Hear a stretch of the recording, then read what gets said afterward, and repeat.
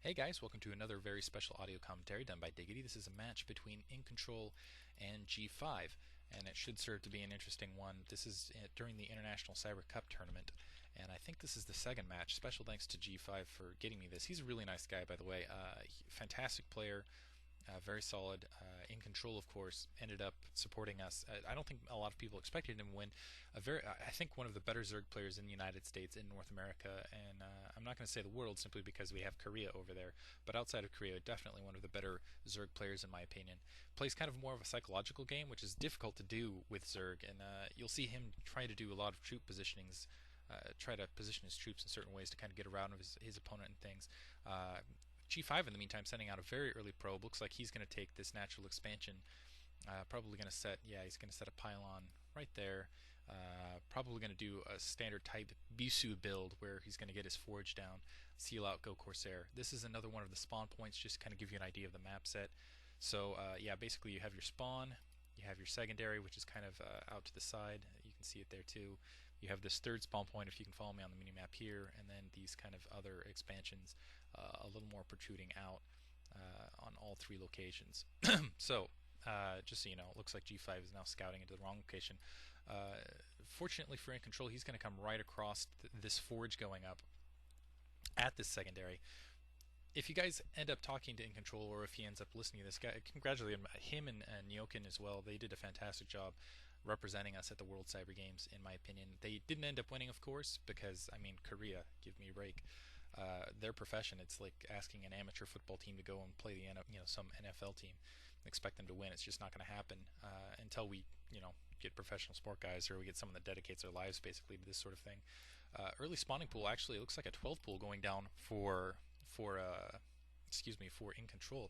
So going for a very aggressive early build. I guess he's spotted this out. He's going to just start pushing zerglings into this, but it looks like a photon cannon's already going to be up. And this might be a little difficult because G5, I don't know if he's going to have probes off the line to defend that single cannon. We'll see if Incontrol can, and basically with the initial zerglings, which it doesn't look, I take it back, he is creating 1, 2, he's going to have 4 zerglings out. I guess that's more for a defensive maneuver. Also getting his hatchery out, as you can see at that secondary, and 2 cannons, a cannon and a gateway that's now blocking that cannon. So, and that probe blocking the gap. Very clever play by G5 here, basically blocking his entire front door.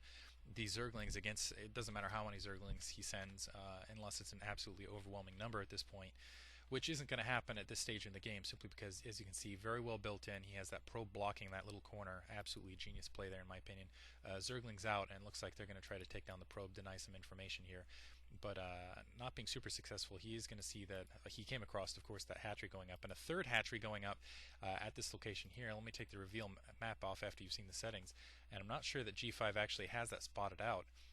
And that's a very standard play when you see this kind of early expansion, that early expansion going up for G5 now. Incontrol needs to be careful with his Overlord. It's going to be dangerously close to this cannon if he continues floating at that direction. He's going to send out this second probe, if he can manage to get it out to do some more scouting. Manages to skirt it by, and here comes some Zerglings down the line. But again, these Zerglings aren't going to be very successful getting through here, because that was excellently blocked by G5, and maybe it's just to kind of deny a scout, and he ran right by the probe, so not going to deny any scout here.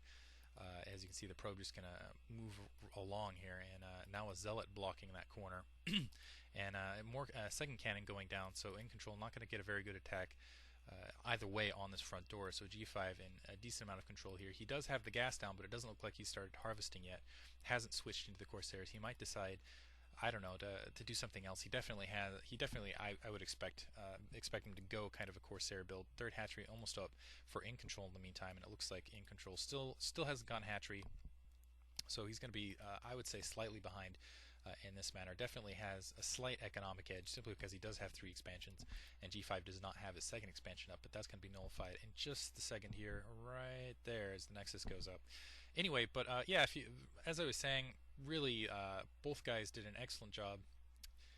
They're basically representing America at the World Cyber Games, which I think is the most important thing. Here we got the weapons upgrade going for G5. So G5 going for more of maybe a ground type build. I don't see. It looks like he's got the cybernetic score and is now harvesting gas.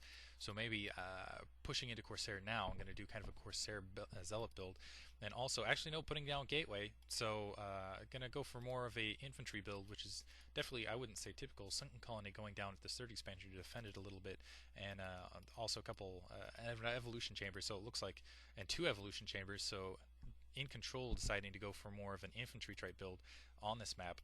I'm very surprised that, granted, he could very easily, G5 could very easily switch into a Dark Templar build with the weapons upgrade, but I'm surprised, and just what he's producing right now, the Zealots, it looks like he is going to go for more of a Zealot type build, and I like this kind of building placement. It's going to protect that Sunken Colony. As you can see, double hits that probe, and it's going to be a little bit more of a protection. These three Zealots now coming back as Zerglings are pulling out of the base.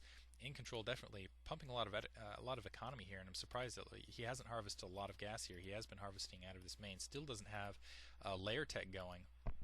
G5 now decently harvesting, and since he doesn't have the second gas down, that really suggests to me that he is going to dedicate to more of an infantry build. He is getting the Citadel of Adun down, is putting down that third gateway, so it definitely looks like he's going to go for more infantry. And a lot of that information, I think, is basically, I'm not sure if Incontrol is going to move this Overlord down to see that. Incontrol now getting a fourth hatchery down at that expansion, and a Zealot manning to flood through to basically get a spot on the base. And wow, still no layer tech for Incontrol. That's very surprising. He definitely has the gas, he had the resources, but but just basically almost entirely dedicating to kind of this Ling build. As you can see, he's getting that Carapace melee upgrade.